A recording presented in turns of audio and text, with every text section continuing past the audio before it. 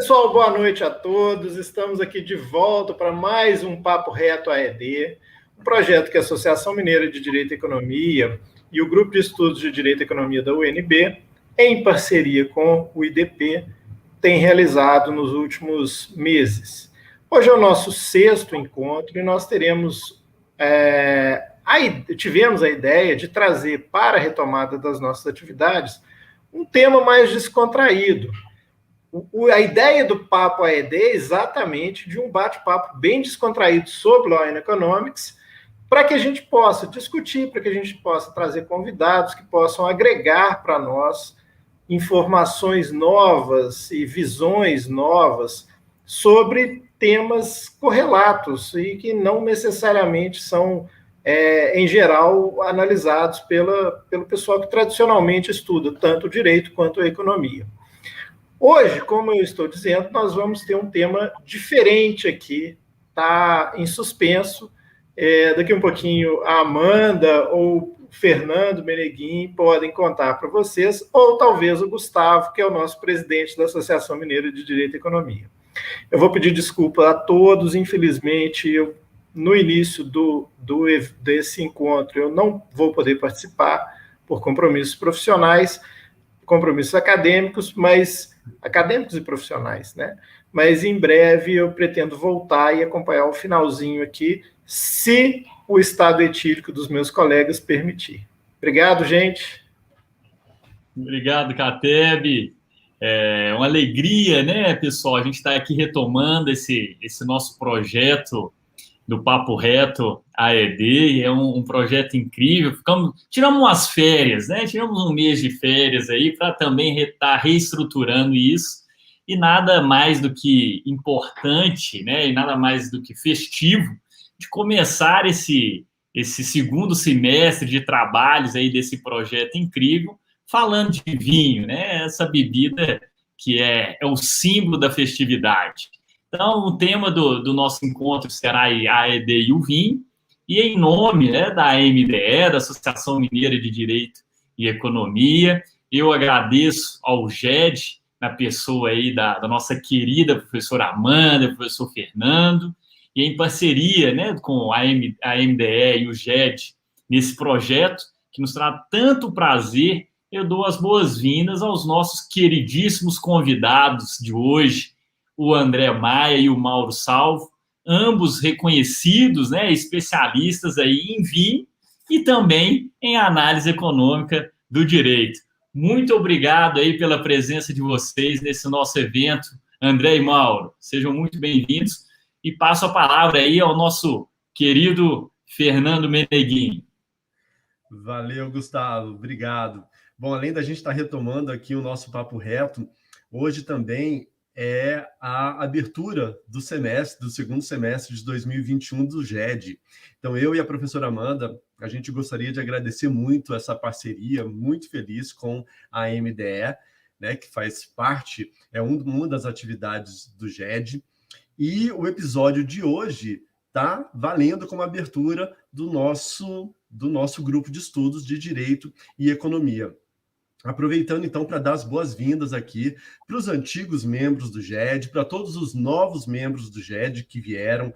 Hoje nós somos mais ou menos 140 membros no grupo de estudos de Direito e Economia, pessoas de todas as regiões do país, e eu sei que vários estão nos assistindo aqui agora. Então, desejamos as boas-vindas a todos, que o nosso semestre no grupo de estudos seja bastante produtivo. Obrigado, André, obrigado, Mauro, por estarem aqui conosco. Boa noite a todos. Eu queria reiterar aqui a minha alegria, junto com o Meneguin, de estar fazendo a abertura do GED no segundo semestre. Sejam muito bem-vindos os novos integrantes, sejam bem-vindos novamente os antigos integrantes. Uma alegria reencontrar os amigos de Minas, Gustavo e Cateb, que estão na parceria com o Projeto Papo Reto há algum tempinho conosco, sempre muito feliz. E ainda para completar esse momento de alegria, eu estou com duas pessoas queridíssimas aqui. Um deles com formação em Direito, o outro com formação em Economia, mas ambos têm em comum a paixão pelo vinho e pela Law and Economics. Então, é tudo de bom junto, né, nesses dois nossos convidados de hoje. Eu queria, então, cumprimentar o André Maia, ele tem uma dissertação defendida recentemente em Portugal sobre regulação de vinho, e cumprimentar o Mauro Salvo, um notável economista brasileiro, um grande nome da economia brasileira, e que também acaba de publicar um livro que chama O Consumidor de Vinho no Brasil. Ainda vou fazer propaganda aqui. Alegria ter vocês dois aqui, são muito queridos, e eu queria começar então já a nossa conversa, porque a gente está aqui de cumprimento demais, e vou começar com o Mauro. Mauro, me diz uma coisa, tem mesmo motivo para a gente fazer uma live de Law and Economics e economia, Law and Economics e vinho? Que história é essa de análise econômica do direito e vinho? Me conta como é que esse casamento é possível.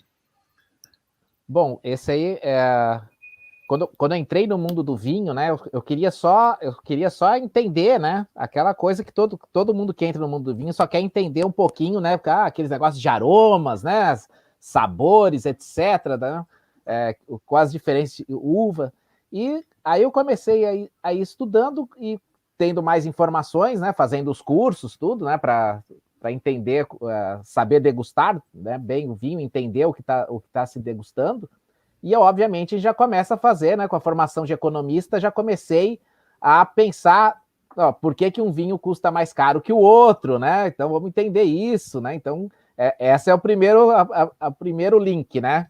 E depois, obviamente, o que tem muito a ver com a parte de regulamentos, né? Que o André vai falar bem sobre isso, né? E como que esse regulamento influencia, né, na decisão do consumidor, nos preços, né, como que o produto é distribuído pelo mundo. Então, tem muita coisa, né, e eu acho que o tema, principal no mundo do vinho, que tem vários temas de análise econômica do direito que pode ser aplicado ao vinho, vários mesmo. Mas eu acho que o que mais chama atenção, assim, eu estou começando, né, nessa história aí, mas o que mais chama atenção é a simetria de informação, né? Acho que a Você está começando em qual história? Na história do vinho ou na história da AED do vinho? Não, de juntar os dois, né? De juntar o vinho com a análise econômica do direito, né? Então, o vinho é infindável, assim como a análise econômica do direito é tema assim que não acaba, né? Você pode pegar só um deles e você vai morrer e vai ter tema ainda não abordado, né? E se juntar os dois, vai ter mais de uma vida. Com certeza, né, Mauro? E partindo dessa perspectiva, né, eu queria até aproveitar e fazer uma pergunta para o André, que, diferentemente do Mauro, tem formação aí em direito, né, fez um mestrado em regulação do vinho, entendeu um pouco aí dessa história lá da regulação do vinho em Portugal, né, e você, né, poderia nos contar, André, um pouquinho de como foi essa história aí da sua dissertação, né, até o ponto de vista da história. Desculpa aqui, pessoal, teve um imprevisto de uma ligação no meio, já cancelei, mas assim, conta um pouquinho da história da sua dissertação, André, de onde que veio, né, realmente toda a estruturação para fazer um trabalho científico sobre a regulação do vinho, e por que estudar esse tema, e o que você chegou a concluir sobre esse assunto, André? Gustavo, obrigado pela pergunta. Quero aproveitar também já para agradecer a professora Amanda Flávio, professor Fernando Meneguin, pelo convite. O Alexandre teve de se retirar já, mas meu agradecimento também. E, claro, dizer que para mim é um privilégio, uma honraria participar desse debate ao lado do professor Mauro Salvo. Eu estou aqui ansioso para fazer a leitura do livro, já encomendei o meu aqui o meu e-book. É só porque eu sou muito ruim para trabalhar com tecnologia, então para comprar um e-book eu levo 2-3 dias, mas já está chegando. Mas obrigado pelo privilégio. Gustavo, é curioso porque eu me envolvi com o vinho na verdade, com estudo sobre o vinho como uma escapatória, né? Eu estava lá concluindo a minha faculdade de Direito na UNB, já tinha feito um outro curso antes, curso de Relações Internacionais lá também, e eu acho que o curso de Relações Internacionais me fez um mau aluno de Direito, porque eu fico querendo ir em todas as áreas, na sociologia, na ciência política, na economia, e um pouquinho no Direito, né? Um pouquinho no Direito.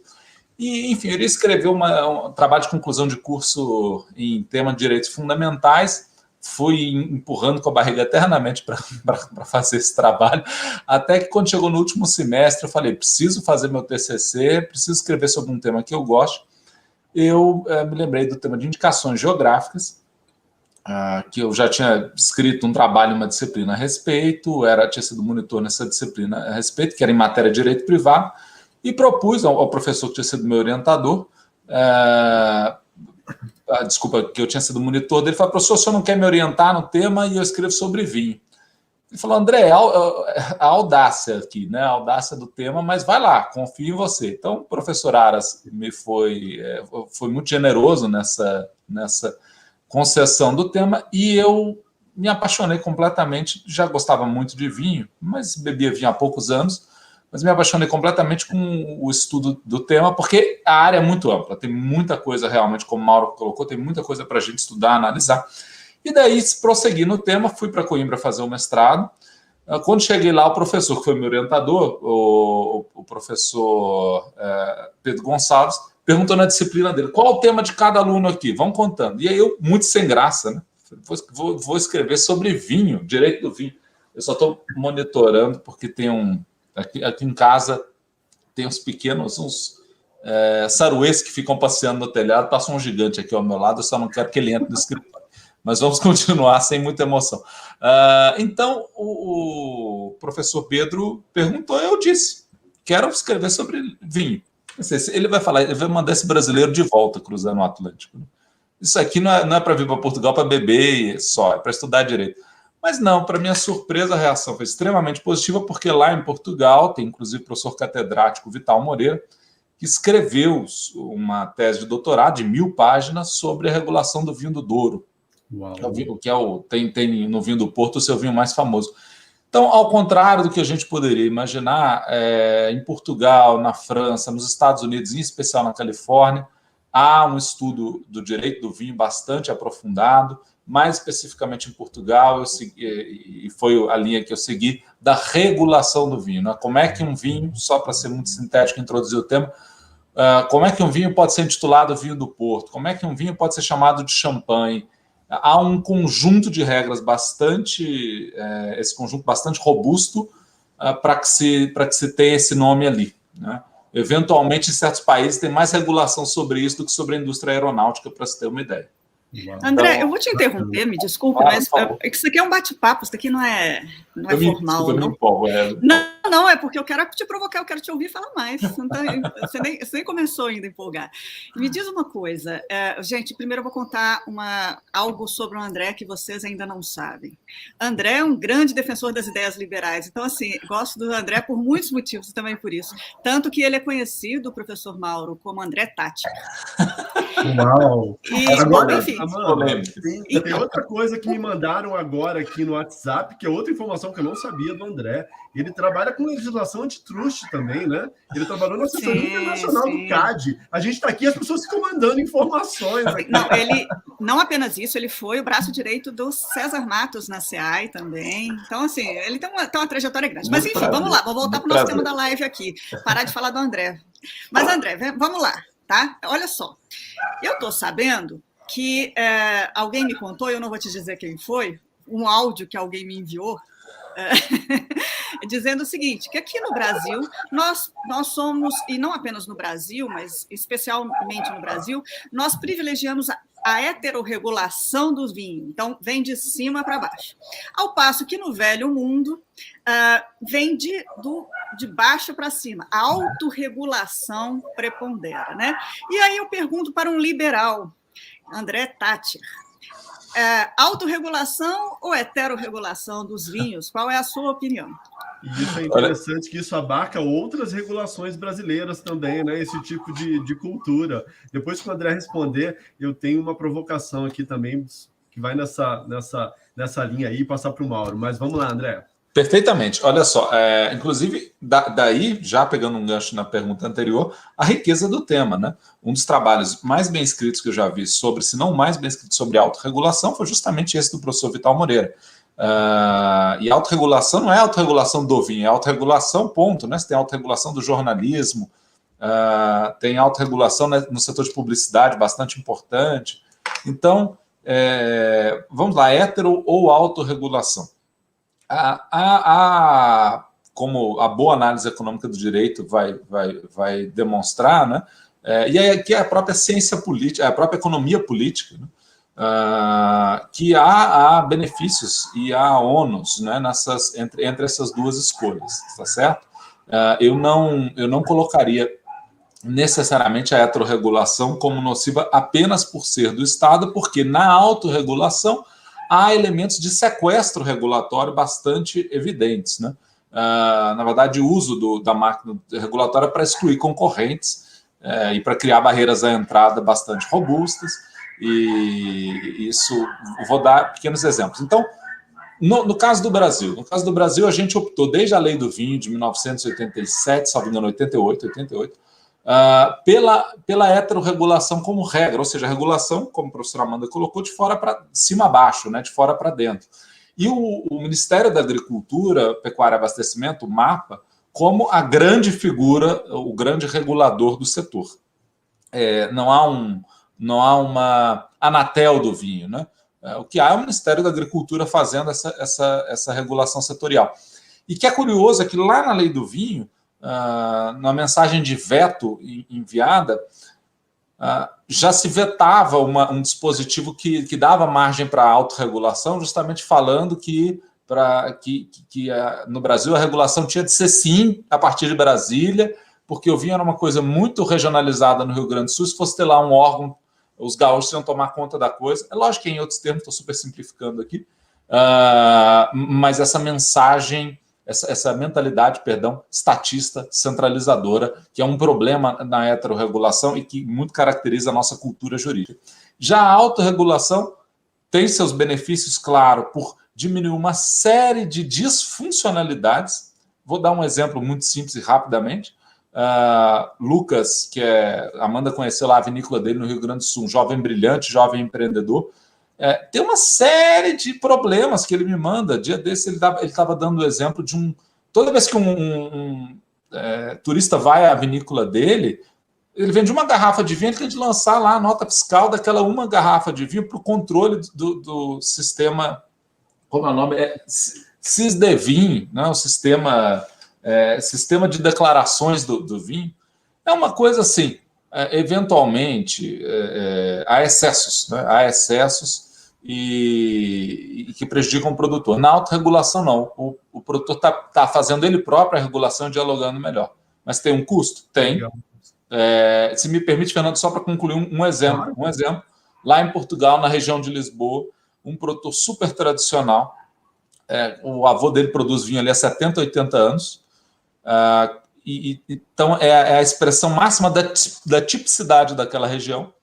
E ele, como produtor ali, é excluído do signo, do símbolo regional da região de Lisboa, seria o champanhe da região de Lisboa, é excluído porque não atende os requisitos de qualidade daqueles que dominam o Conselho Regulador, que são grandes empresas que fazem um vinho que não tem nada a ver com o vinho da origem. Então, veja que a ideia seria identidade? Pois é, a identidade está sendo transmutada em benefício de interesses de corporações um pouco maiores. Então, aqui eu diria, em regra, a autorregulação é melhor, mas há de se ter algum cuidado para que não haja sequestro. Bem interessante isso. Enfim, a gente sabe, né, que a regulação vem aí para resolver falhas de mercado, mas é claro, né, se a regulação não for feita corretamente, se houver excessos, vai acabar gerando vários efeitos adversos e, às vezes, até altera indevidamente os preços no mercado. E em relação aos preços, me chamou muita atenção, vendo o livro do Mauro, que ele fez uma pesquisa acerca das elasticidades, né, Mauro? E mostrou que os consumidores eles são muito pouco propensos a aumentos no consumo, seja por redução de preço, seja por aumento de renda. Eu queria que você falasse um pouco sobre isso. Eu achei tão interessante essa afirmação, assim, o consumo, ele meio que está ali sempre do mesmo jeito. Como é que fica isso? Bom, você sabe que esse foi a parte que eu mais gosto dessa pesquisa, né? Dessa pesquisa exatamente por causa dessa falha de informação de todos os sentidos, né? E daí eu quis fazer a pesquisa, muita gente me falou assim, não, Mauro, mas já tem dados no mercado, né? Disse, não, cara, mas tem certas perguntinhas de economista que o mercado não responde, né? O mercado não responde. Então, eu tenho que fazer a minha pesquisa, até para ter a banco de dados na minha mão, né? Para poder fazer todas as relações depois, né? Porque eu tracei o perfil socioeconômico do consumidor, então se eu quiser mexer lá, assim, o consumidor de determinada faixa de renda, como é que ele age? E essa mesma faixa de renda no Rio Grande do Sul e em São Paulo, eles se comportam igual, então por isso que eu quis ter a minha base de dados, né? Então tem essa deriva, claro, no livro não cabe tudo, né? No e-book não cabe tudo, todas as relações, né? Muita coisa para se mexer, né? Mas a questão da elasticidade é um resultado que pouco esperado, porque assim, muito se fala, né, do preço do vinho, mas o resultado foi que as pessoas estão realmente pouco importando para o consumo delas. Primeiro, se ela ganha mais, varia muito pouco o fato de ela comprar mais vinho ou vinho mais caros, varia, claro que tem alguma variação, mas varia muito pouco. Então, as pessoas vão dobrar a renda, vão consumir 100% a mais de vinho? Não vão consumir, não. Vão consumir um pouquinho mais de vinho, né? Então o trabalho não é só na questão do preço. E outra coisa que eu achei interessante também, que mesmo as pessoas que têm renda alta, né? Ali eu acho que está acima de 20 salários mínimos, acho que era o corte, mesmo esses, eles têm um teto para gasto. Eles chegam lá e falam assim, olha, não aceito pagar mais do que R$70, a faixa que, né, no Brasil o maior consumo está na faixa bem abaixo disso, né? Até 30, até 50, depois já vai baixando bastante, e acima de R$70 aí já baixa muito mesmo. Claro que a margem de quem vende é maior, né? Mas então, esses vinhos caros que são comentados, na verdade, são bem exclusivos, né, no mercado brasileiro, bem exclusivos mesmo, né?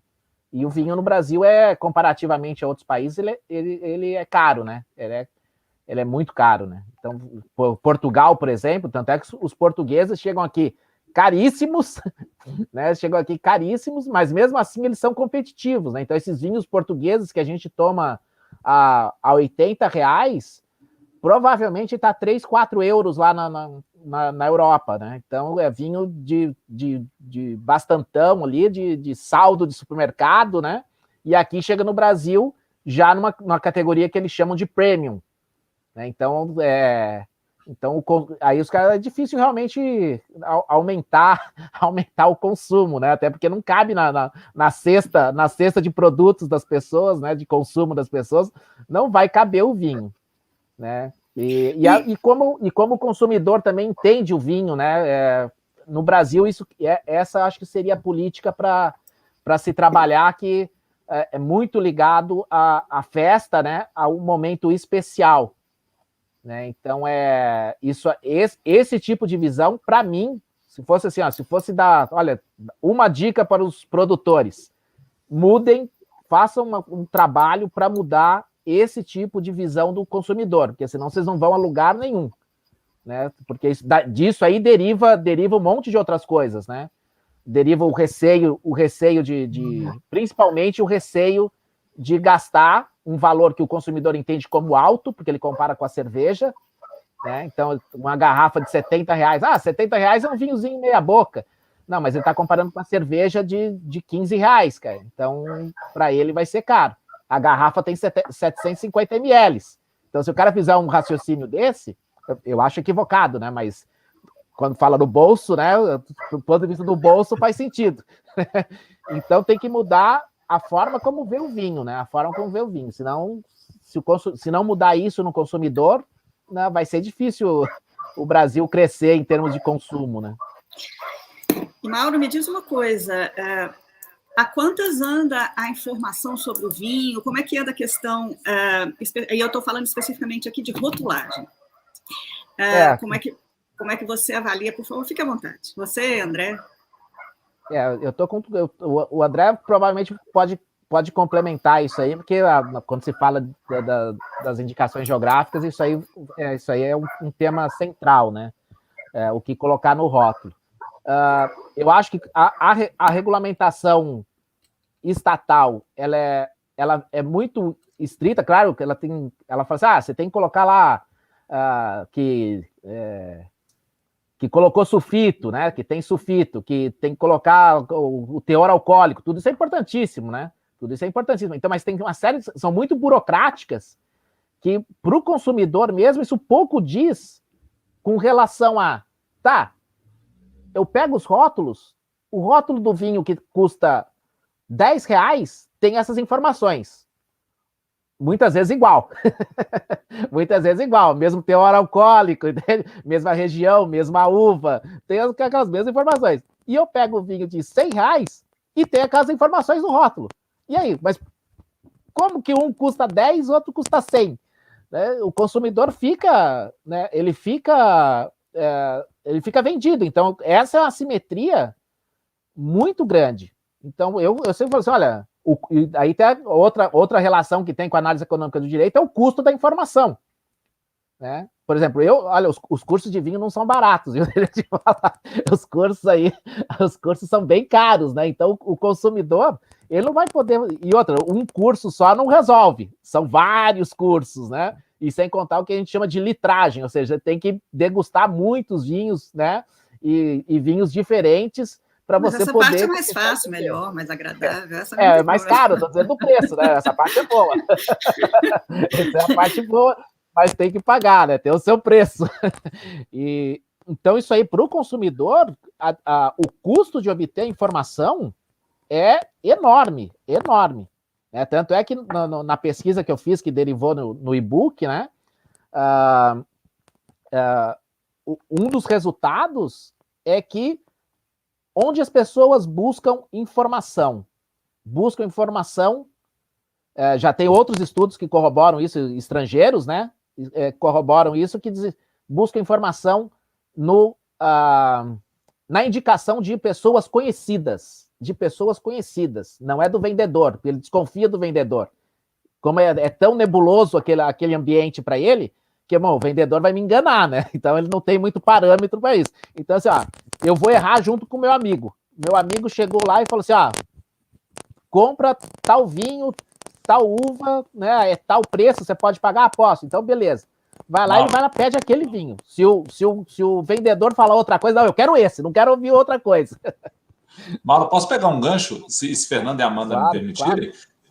Justamente em cima desse comentário do amigo do rótulo, né, para aproveitar essa questão da rotulagem. É interessante isso, porque realmente, como o Mauro colocou, a questão de assimetria de informações brutal aqui, isso caracteriza muito fortemente esse mercado. Eu percebo isso quando amigos que vão comprar um vinho, que não estão acostumados, se sentem completamente perdidos. É a mesma coisa eu quando vou numa loja de computador para escolher um mouse, eu não faço ideia, ou para comprar um celular novo, tem uma versão a trocar de celular, a versão completa. O meu está aqui quebrado, vou ficar com ele quebrado pelo tempo que puder, porque eu tenho uma versão. Por isso, pela simetria de informações. Então, é interessante isso, porque você pega um vinho, a quantidade de informações ali num vinho no Brasil é brutal, porque você tem duas informações sobre qualidade, né? Uma da qualidade do heterorregulador, então a qualidade que a lei do vinho manda colocar, o exemplo dos sulfitos. Tem sulfito ou não tem sulfito? Graduação alcoólica qual é? É um vinho feito de vitis vinífera, que é a variedade nobre, né, lá da Europa, ou vitis americana, que é a uva colonial, como a gente chama, né, uva Isabel, por exemplo. Diferente da Cabernet Sauvignon, que é europeia, como um exemplo aqui. Então, são informações muito básicas sobre qualidade, um mínimo de qualidade que a lei do vinho impõe. A outra qualidade é a qualidade do autorregulador, que aí é esse fenômeno que o Brasil começa a viver, de buscar o vinho com a sua identidade. Começa não, vive já há 20 anos uma formatação, que é o que a gente chama aqui da quarta geração do vinho, né, do brasileiro, que é esse vinho de identidade. E aí ele coloca lá no rótulo, Vale dos Vinhedos. Um vinho que tem lá denominação de origem Vale dos Vinhedos, ele tem necessariamente que custar mais, por ser melhor do que outro vinho brasileiro lá da Serra Gaúcha, que eventualmente não tem essa denominação, né? Ou de Pinto Bandeira, que é uma outra região com denominação, mas menos conhecida. Então, entra nessa questão de, continua um problema de assimetria aqui. tenta reduzir a simetria, porque passa a ser um signo que expressa a qualidade, mas não resolve. Então é aquilo, se eu for comprar, vamos lá no espumante, se eu for comprar uma garrafa de espumante escrito champanhe, por isso a defesa tão grande do nome champanhe, você pode pagar R$200 para cima feliz e tranquilo. Né? Pois é, André, me desculpa te interromper, mas é sobre isso mesmo, assim, que eu venho refletindo desde que a gente começou a pensar sobre esse evento de hoje, eu venho refletindo sobre isso, assim. Você bem sabe, tanto quanto eu, você suponho que seja, em regra, um grande defensor da autorregulação, da liberdade de mercado, das empresas e tal, em regra. Mas eu penso que no caso específico dos vinhos, eu não sei, eu temo, mas apenas não tenho fundamento para isso, é uma intuição. Eu temeria uma ação dos agentes de mercado para fechar mercado. Então, e aí, quando você fala de champanhe, né, quando você fala dessa coisa tradicional da história do vinho do velho mundo, principalmente, onde a autorregulação é uma realidade, eu fico me perguntando, eu queria saber a sua opinião, isso é só uma intuição minha ou isso tem algum fundo de verdade? A autorregulação, no caso do vinho, pode ser um ambiente muito propício para fechamento de mercado deliberado mesmo? Com certeza, Amanda, mas daí depende também muito da capacidade dos agentes econômicos, né, de exercer o poder de mercado, não só exercer o poder de mercado deles, mas qual é o mercado que eles estão fechando? Então, essa é uma pergunta boa. Qual é o mercado que eles estão fechando? Se você disser que eu só posso colocar numa gôndola de supermercados espumantes com rótulo champanhe, aí você está fechando o mercado, porque você está dizendo o seguinte, você só vai rotular o espumante que seguir todas aquelas zilhões de regras da região de Champagne, na França. E a começar por ser produzido na região delimitada lá de Champagne. Não é isso? Outra coisa é você dizer o seguinte, eu vou chamar meu vinho aqui de champanhe e todos os demais vendam chamando de espumante, chamando de cava, chamando de Franciacorta, chamando do que quiser. E aí, aí vai numa guerra de prestígio, né? De propaganda, de marketing e, claro, de manutenção da qualidade factual, porque, de fato, champanhe não é só um nome, tem muita qualidade. Então, eu acho que eu vejo a seguinte questão. Há fechamento de mercado, há algum fechamento, há alguma condução, mas no caso específico brasileiro, por exemplo, o Vale dos Vinhedos, que é lá a primeira região demarcada, primeira indicação geográfica do vinho, eles usam a Merlot como varietal, o tipo de uva do vinho tinto. Né? Só pode ser um varietal tinto da região do Vale dos Vinhedos, com denominação de origem Vale dos Vinhedos, se for a base de Merlot. 85%, salvo engano, 80% para cima. A Cabernet Franc é excepcional para a região. Merlot foi uma escolha econômica. Isso é uma tragédia, uma grande desonestidade? Não, foi uma opção da Aprovale, da Associação dos Produtores do Vale dos Vinhedos. E aí, se o cara tiver um excepcional Cabernet Franc que ele queira vender no mercado, ele vai vender. Um Merlot excepcional que não tem a denominação de origem Vale dos Vinhedos, ele vai vender. Então, eu vejo que há algum fechamento, mas no mundo factual, aí para a pesquisa de um bom economista, se você for atrás, você vai ver que isso, no mundo real, não me parece gerar danos econômicos e diminuição de bem-estar nem do consumidor e nem danos econômicos muito significativos para produtores, salvo casos excepcionais, como o que eu citei lá de Lisboa. Gente, deixa eu complementar aqui. Só, desculpa. Eu tive, o ano passado, final do ano passado, eu tive lá visitando o Vale dos Vinhedos, né? E eu conheci uma vinícola que eu achei excelente, assim. E ele tinha um Merlot que se encaixava nas regras da denominação, só que eu falei assim, pô, mas você não está usando a denominação? Ele falou assim, não, seguinte, eu tenho que pagar para ser associado e tenho que pagar para mandar a amostra para eles verem, né, avaliarem se pode ou não. E eu não tenho dinheiro para isso. Só que é um produtor, olha, um dos melhores do Brasil mesmo, só que é uma vinícola pequena, vinícola de boutique pequena. Né, eu posso falar o nome? Arrisca aí. É a Lídio? Não é a Lídio, não, é a Torcello. Boa. Porque a Lídio, eu acho que era assim, eu, pelo menos anos atrás, conversei com o Juliano, era essa a opinião dele também. Custos de transação, então, né? Os famosos custos de transação. É um custo de transação que cria uma barreira ali que ele não, né? Sim. E daí, como é uma vinícola que não é conhecida, por exemplo, tem os casos, pegando do outro lado do planeta lá, tem os chamados super toscanos, que são vinhos da região da Toscana, que não se enquadram, não se enquadram na regra para ser Chianti, né? Para ser o Chianti, que é uma denominação de origem. Só que eles são mega produtores, né? Produtores produzem muito bem e obviamente, tiveram capital para poder investir na imagem deles. Assim, não, nós não queremos ser, não precisamos ser, eu quero usar, não quero seguir as regras, e ele está lá na Toscana, ele simplesmente coloca Toscana, que já é uma marca, né? O pessoal já fala, vinhos da Toscana já são bons, então que não é denominação de origem, né? Denominação de origem não é Toscana, né? Então é outro. Oi? Não, sim. Deixa eu só, aproveitando esse gancho que vocês estão falando, né? Às vezes, tentar fugir desses custos de transação, das empresas não conseguirem arcar com isso, e ainda com base numa informação que o Mauro trouxe, falando que existe um teto também, né, para o preço, para o consumo da garrafa de vinho. Aliás, eu fiquei feliz de saber disso, porque achei que fosse só eu que fosse pão duro, que tinha um teto, mas enfim, não. O Mauro demonstrou que existe teto para todo mundo.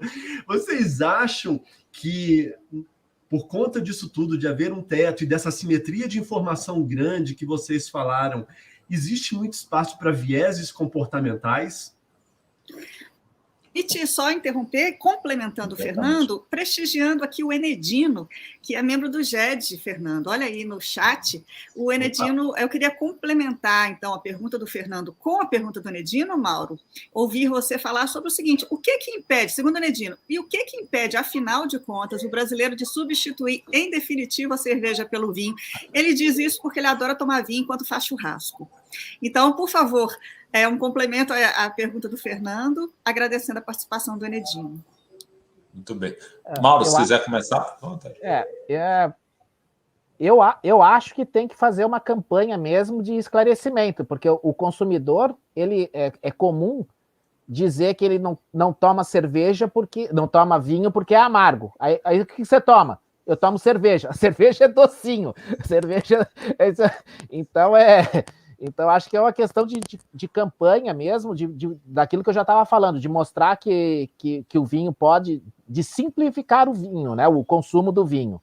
Então, olha, que você não precisa ter uma taça de cristal, né, você pode ser uma taça mais simples, né, então uma série de coisas que foi criando toda uma imagem do vinho e que criou um produto, aí a visão é que é um bem de luxo.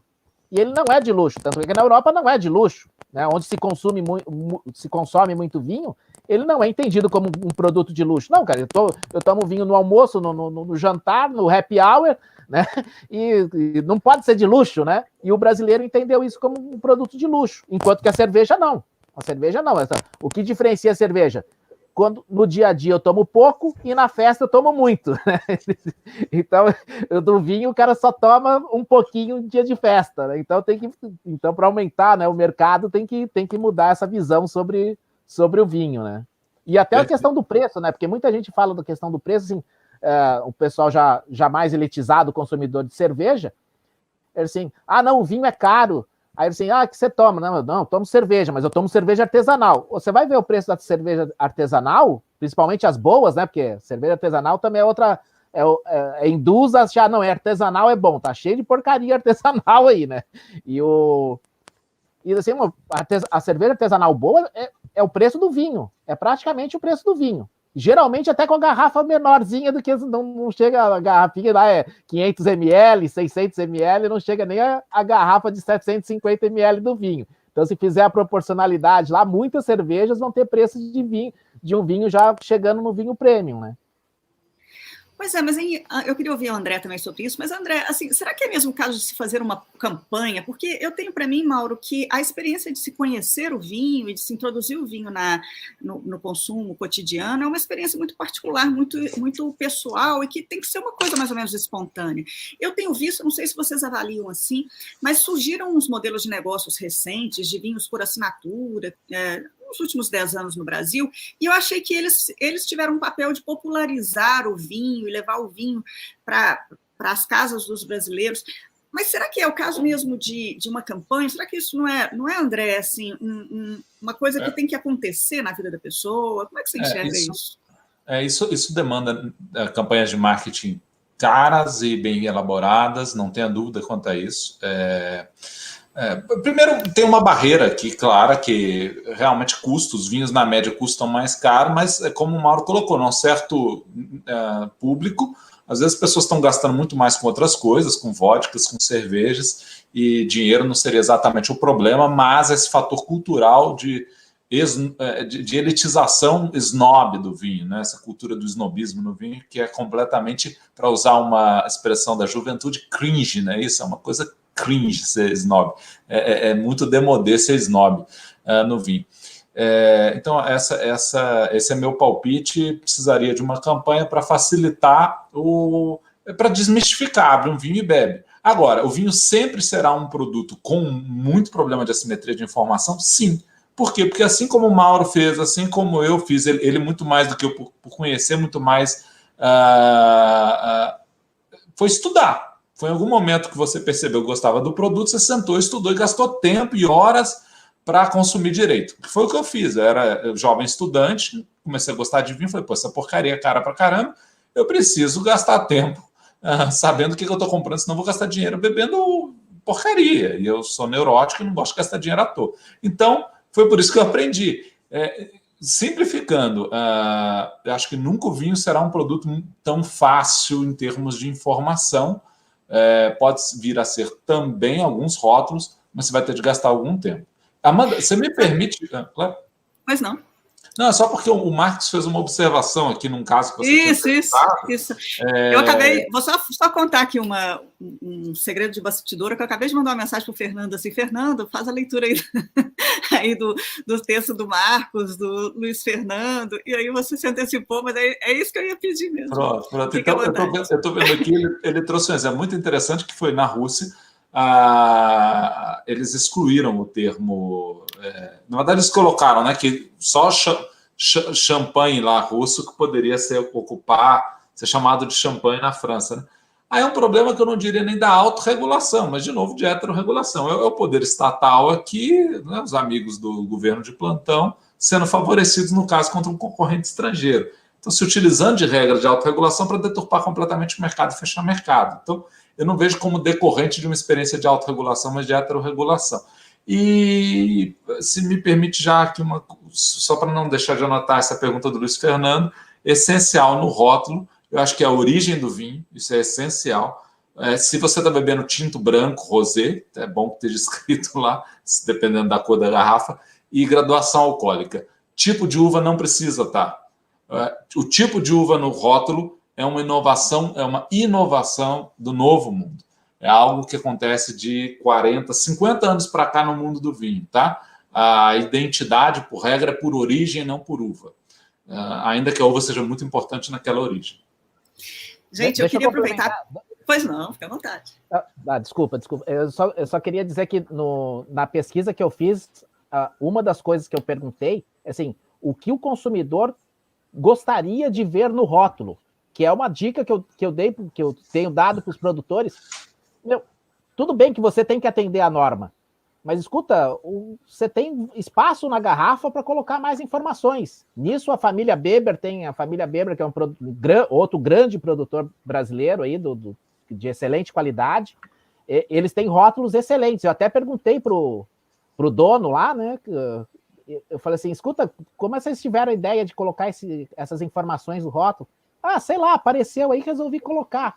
E uma das principais, acho que a principal é dicas de harmonização, que é um tema dificílimo, que o cara tem que entender de vinho, entender de comida e entender como ficam os dois juntos, né? Entender como ficam os dois juntos. Então, é bem difícil de fazer. Sim, o produtor, ele já tem essa informação. Ele pode colocar no rótulo, esse vinho vai bem. Alguns produtores fazem isso, né? Eu citei a família Weber, mas tem outros. Olha, esse vinho vai bem com tal alimento. Né? Então, isso é bem importante, né? É comum o pessoal, por exemplo, assim, nada contra, tá? A pessoa faz o que quiser, né? Mas o pessoal fala assim, adoro vinho tinto com chocolate. É uma das piores harmonizações que tem. Estragou o vinho, estragou o chocolate. Para, não, eu adoro também. Para com isso. Para com isso. Tá vendo como eu gosto ali, Fernando? Estamos juntos, estamos juntos. Você estraga. Adoro Celei. Não faça isso. Existe vinho licoroso. Vou parar então. Nossa, mas chocolate amargo com vinho, eu adoro. E eu vou contar para vocês o seguinte: o André, de vez em quando, faz uns cursos de vinho online sensacionais. Ele sempre manda previamente para a gente o que a gente pode preparar para harmonizar, né? Eu sempre compro o que ele sugere, mas tem sempre um chocolate ali do lado, para o contrabando. Desculpa, André, para o contrabando. Amanda, olha, isso me chamou a atenção. Você falou assim, eu sempre compro o que o André fala, né? Claro que o André é um especialista, mas também me chamou a atenção isso do Mauro falando que deveria ter o que deveria ter no rótulo. Mas será que as pessoas leem os rótulos? E aí, de novo, a gente volta para a economia comportamental. Exato, Fernando. Vou pegar mais uma indicação. Como é que elas escolhem o vinho?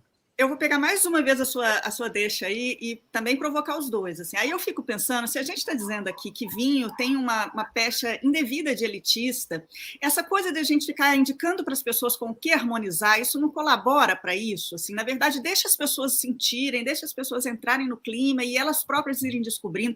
Talvez essa coisa da gente querer que as pessoas entendam, de fato, bem melhor a experiência com a harmonização que é a ideal, mas será, mas será que isso não é uma forma de se reforçar, né, esse elitismo? Mas eu queria fazer uma pergunta numa outra coisa. Eu vou confessar para vocês aqui que a gente conversou algumas coisas dessa live antes, né, sobre o que a gente poderia conversar. Então, nós fizemos um grupo aqui, né, e fomos conversando. E aí, nesse nosso grupo, vocês me fizeram, Mauro e André, ficar pensando um tempão a respeito de uma informação que vocês deram.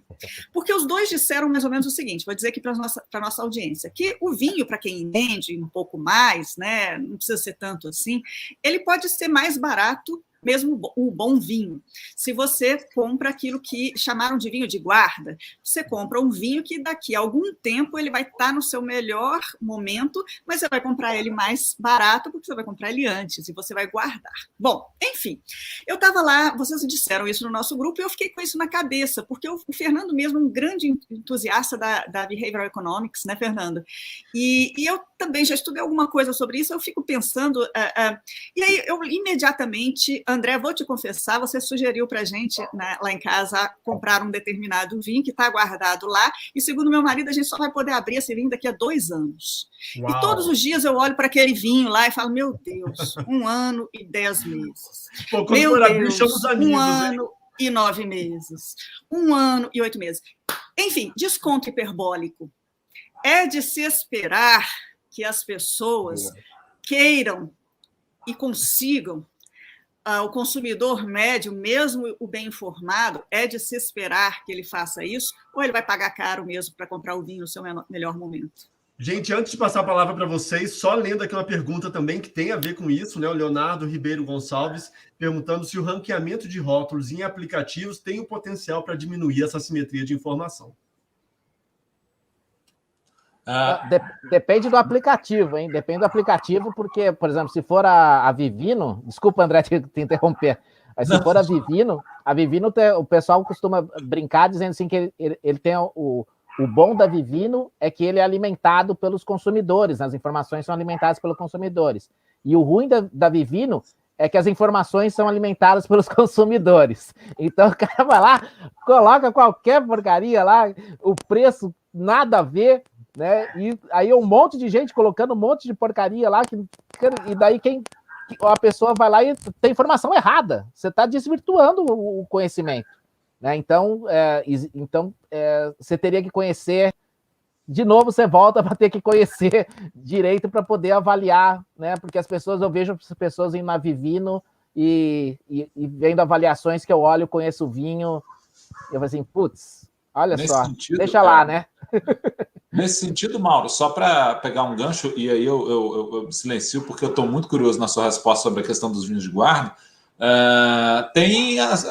Nós temos as publicações especializadas com o sistema de pontuação, que foi uma inovação muito interessante, muito inteligente.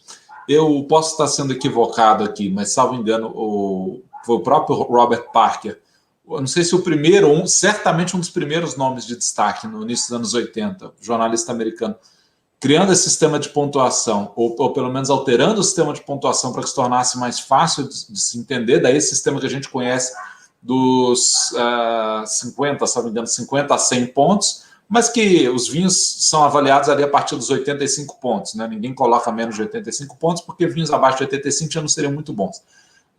Então, esse sistema de pontuação é uma forma muito interessante de você gastar seu dinheiro, porque um vinho de 90 pontos, um vinho de 99 ou 100 pontos. Depois eu posso até compartilhar um artigo que eu escrevi anos atrás correlacionando o preço com pontuação, com a ajuda de um amigo economista, naturalmente, porque senão eu não teria capacidade. Para se ver isso, é algo que ajuda na redução de assimetria, não resolve. Mas eu vou me deter aqui, eu tinha mais um comentário, mas estou curioso para ouvir o Mauro sobre a questão do vinho de guarda. Não, eu te fiz uma pergunta, você não vai fugir, eu quero ouvir o Mauro também, mas a culpa é sua, que todo dia eu abro lá e olha, 1 ano e 8 meses. Posso? Então, quer que 7 meses. Posso já falar sobre isso, então, rapidamente? Manda ver, olha, você está me criando um sofrimento, André. Parte do processo de autorregulação do vinho passa por isso, tá? Não necessariamente, mas caracteriza muitas regiões. Tem muitas regiões que uma das características essenciais do processo regulatório é a guarda dos vinhos. Vou dar um exemplo. Brunello de Montalcino, na Itália, lá na Toscana. Outro exemplo, Rioja, né, os vinhos da Rioja, com seus crianças, a reserva, a Gran Reserva. Estocar o vinho numa ideia de que ele vai melhorar é parte do seu processo de qualidade, seja para obter o signo distintivo e ir para o mercado com esse signo distintivo, ou seja, parte do processo regulatório, mas pode ser também, como o caso desse produto que você está falando, que eu sei qual que não tem um processo regulatório, ele não tem um signo distintivo, não tem uma indicação geográfica, mas que o produto a gente sabe que vai ficar muito bom daqui a alguns anos. E aí o que o dono lá da vinícola quer falar é o seguinte: compra meu vinho agora, jovem, enquanto tem dele, guarda que seu prêmio vem daqui a alguns anos, né? Eu acho que isso é um nicho. É produto de nicho, porque para as pessoas terem espaço, paciência e, em especial, como a Amanda fala, autocontenção, para ficarem namorando aquela garrafa ali e não abrir ela, é difícil. O que eu tenho feito, minha modesta sugestão para encerrar minha participação neste tópico quando eu quero muito guardar um vinho, eu compro várias garrafas dele, porque daí, alguns anos depois, sobra uma que é a garrafa que eu consegui envelhecer. Mas... Tira da vista, né? Tira da frente. Tiro da vista, exatamente. Sempre coloco no fundo da pilha. Aí eu consigo guardar. E aí, Mauro? Isso que o André... Conta aí. Isso que o André está falando acontece até com sommeliers aí, profissionais, né?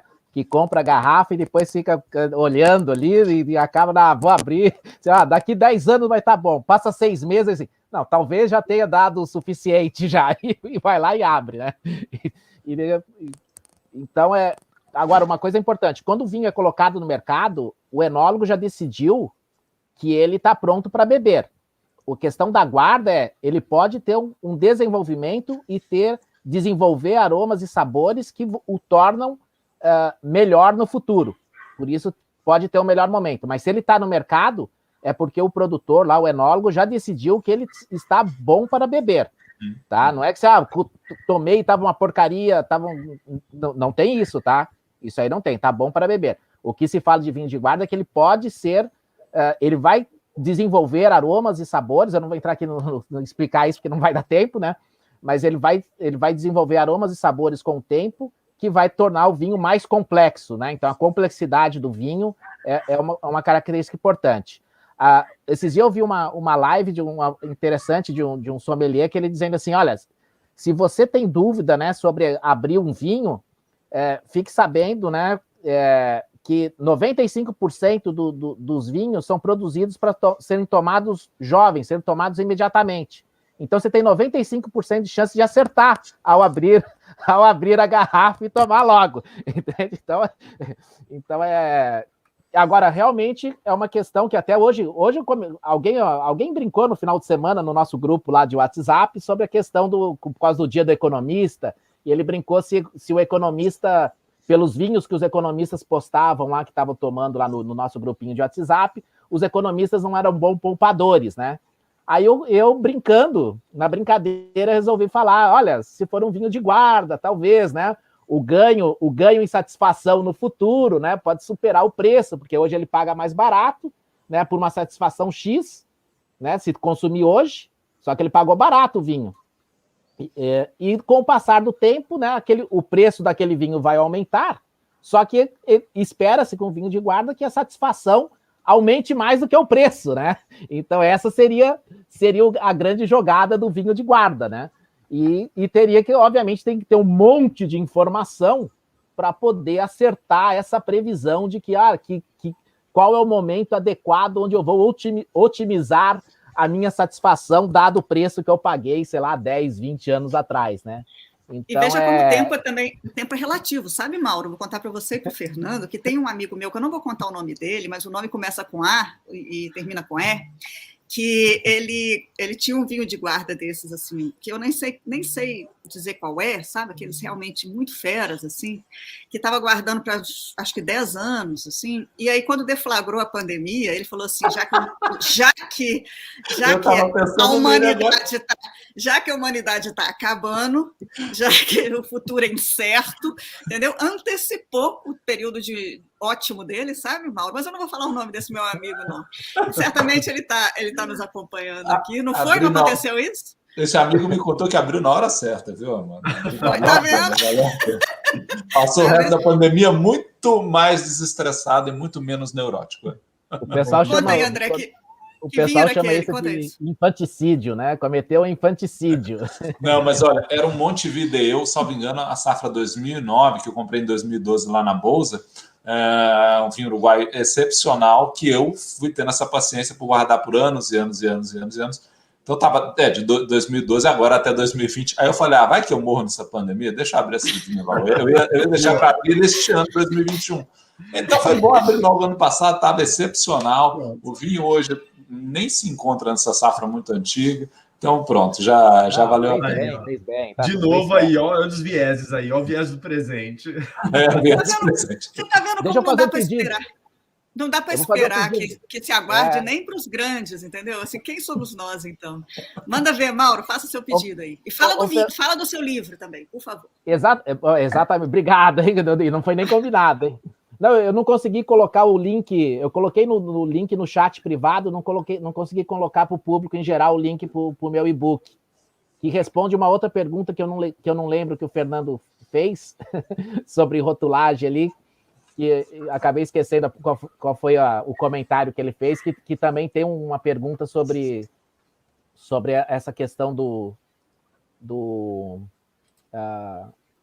livro, né? Foi uma das questões que tem no livro. Claro que no livro tem ainda falta um monte de perguntas, né? Porque senão uma das dificuldades era conseguir que as pessoas respondessem, né? Então, e ficou muito longo, tanto é que eu acho que eu perdi várias respostas, porque o pessoal começava a responder e acabava desistindo na metade, né? Mas mesmo assim consegui 579 respostas, né? E consegui respostas também de não consumidores, que eu achei bem, porque tinha um questionário que se dividia, né? Que era conhecido para não consumidores, porque por que você não consome? Alguma coisa te faria consumir, né? E outra coisa, você tinha perguntado se o pessoal lê o rótulo, tem uma pergunta também, assim, quem lê o rótulo, né? E daí, dos consumidores que são frequentes e dos consumidores que são esporádicos, qual é o hábito de leitura do rótulo, né? Então, nos consumidores esporádicos, poucos leem o rótulo, tá? Poucos leem o rótulo, até porque o cara não quer saber o CNPJ do importador, né? São informações que são informações legais, né? Mas são informações que não dizem nada sobre registro no mapa, né? do produtor, que não diz nada sobre a qualidade e a decisão de compra, não influencia a decisão de compra do consumidor, né? Então, Então, isso Mauro, aí então deixa eu só frisar bastante o nome do seu livro, o nome do livro dele. Está na Amazon, não é isso, Mauro? Está na Amazon. Se chama o texto... O consumidor de vinho no Brasil. Ele faz uma série de levantamentos de dados incríveis, interessantíssimos. Assim, uma informação, a gente é tão pouco generoso com produção de dados no Brasil sobre tudo, né? E sobre o vinho também, e eu acho que essa contribuição dele é importantíssima para quem gosta de vinho, para os produtores. Eu acho que assim, é uma informação, e eu estou sabendo também que está entre os mais vendidos em bebidas alcoólicas da Amazon, não à toa, é um vinho de excelente qualidade, é um livro de excelente qualidade, né? É um vinho. Como um vinho de excelente qualidade. É como um bom vinho, né? E... R$15, hein? R$15 só, hein? Pois é, não. Eu recomendo demais, vale muito a pena, tá, gente? Confiram, Consumidor de Vinho no Brasil, acabou de ser lançado pelo Mauro. E, gente, o nosso tempo está quase encerrando. Aliás, já se encerrou, 19h31. Já encerrou, pois é. Eu só queria, Fernando, assim, seria bom a gente passar aqui, agradecer, olha só, um tanto de gente falando, se manifestando aqui, Leonardo Ribeiro, Anderson Rodrigues, falando, olha o que o Anderson diz, que só a existência desse painel já é um sinal de que o vinho já está popularizando-se no Brasil, né? Mas aí ele vem falando, pois é, enoturismo está crescente cada vez mais na Serra Gaúcha e Serra Catarinense. Antes de nós começarmos, a gente estava conversando aqui, Anderson, e dizendo que Minas Gerais, meu estado, também já está produzindo bons vinhos para harmonizar com o queijo. Canastra. Marcos Abreu de Magalhães dizendo que o rótulo das cervejas artesanais costuma ser bem chamativo e isso é um apelo fácil para o consumidor leigo. Não sei, Marcos, não sei o que os dois acham, mas o rótulo chamativo também eu acho que tem a ver mais com o produto cerveja também, não sei, né? Olha só, a experiência, desculpa, Amanda, a experiência na Califórnia é fantástica, na Califórnia, na Austrália, é bem coisa de... americano, de australiano, a cultura anglo-saxã da inovação, da ousadia. Tem rótulos incríveis, tem um rótulo que você coloca o celular em cima, são os prisioneiros lá, acho que esse é da Austrália, e o cara fala com você, coisas brilhantes, geniais, mesmo na Espanha, na região do Priorat, há rótulos belíssimos, uma região super antiga e tradicional. Então, acho que também no Brasil tem se inovado. Nosso amigo lá, né, do exemplo dos vinhos... Vamos fazer uma propaganda dele também? Por favor, o Mauro... Olha só. Então, tá. Do Mauro, a gente queria fazer a propaganda do livro. Do André, a gente queria fazer a propaganda de um amigo nosso, meu e do André. Eu tive a oportunidade de ir lá, antes do André, inclusive, visitá-lo in loco. E eu sou encantada com os livros, com os vinhos. Por favor, faça propaganda aí do nosso amigo. Sim, olha só, procure aí no Google Tenuta, Fopa, com 2 P's, e Ambrose. Qualquer coisa no Instagram é mais simples, que é Tenuta com um T, né? Tenuta FA, tudo junto, Tenuta FA no Instagram, do Lucas e do Ricardo, 2 jovens brilhantes de 20 e poucos anos, rótulos belíssimos, super atrativos, super interessantes, e o conteúdo ainda superior aos rótulos. Então, é bacana, eu acho que a ideia é desmistificar o vinho. No fim, é algo que tem que ser só um caminho para a comunicação, para o prazer e para a boa interação entre seres humanos, e não para esnobismo, não para ficar achando que é isso e aquilo. E, lógico, um espaço, mais um locus muito mais prazeroso de estudo, né? Muito melhor do que falar de telefonia, de minério, com todo respeito aos amigos desse setor. Muito bom, André. Amanda, vamos ter que encerrar, né? O papo está ótimo, mas enfim, a gente preza pelo horário aqui, até porque vai ficar gravado aí, então a gente procura ficar sempre aqui na nossa 1 hora. Amanda, você começa as vezes do nosso encerramento? Eu queria, então, agradecer a um monte de gente, né? Começando pelo próprio Fernando, que é um parceiro que tem me dado muita alegria lá no GED, o Grupo de Estudos de Direito e Economia, cumprimentar todos os que estão nos assistindo. Esse é o evento de início do 2º semestre do GED em 2021, então todos os que estão nos assistindo, novos e antigos membros, sejam bem-vindos. Amanhã temos reunião, né? Nossos 2 convidados queridíssimos, Mauro e André, que delícia de conversa, e, enfim, precisamos fazer um evento presencial depois, quem sabe, né? Tem muito a se conhecer desse universo dos vinhos e também cruzando com aquilo que é nossa paixão profissional, né, a Law and Economics. Agradecer a parceria com a MDE, que tem feito conosco esse projeto, né, o projeto Papo Reto, Gustavo Alexandre Cateb, e, enfim, em breve temos um novo episódio, não é isso, Fernando?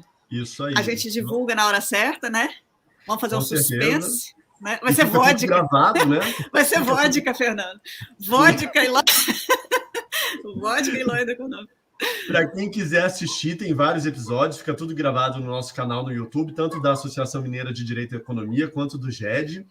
Bom, de resto, agradecer aqui ao André Maia, ao Mauro Salvo, muito obrigado pela participação. Dar as boas-vindas a todos os novos membros do Grupo de Estudos em Direito e Economia. E é isso, até o nosso próximo encontro. Muito obrigado a todos que nos assistiram. Obrigadão, André, obrigadão, Mauro. Obrigado pelo gentil convite. Obrigado. Obrigado pelo convite. Tchau, gente. Valeu, gente. É só sair do estúdio ali embaixo. Até mais. Até.